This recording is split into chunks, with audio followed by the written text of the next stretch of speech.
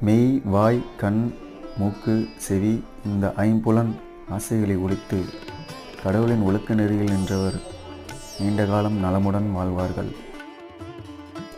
மரத்தில் உள்ள இலை காற்றில் அசைவதை கூட ஆண்டவன் கட்டளைப்படியே நடக்கிறது. மனதை இப்போதே கடவுளின் பக்கம் திருப்புங்கள்.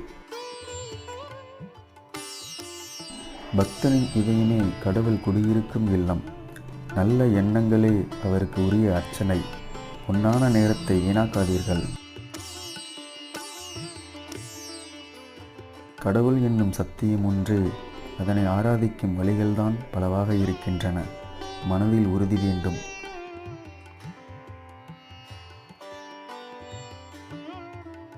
ஒருவன் நாள் ஒன்றுக்கு இருமுறையாவது பாவ மன்னிப்பு கேட்கவில்லையானால் அவன் தன்னுடைய ஆத்மாவுக்கு தீமை இழைத்து விட்டான். வாலிபர்களே, குழந்தைகளே, கன்னிப் பெண்களே, கிழவர்களே, கர்த்தரை துதியுங்கள், உங்களது பாவங்கள் மன்னிக்கப்படும்.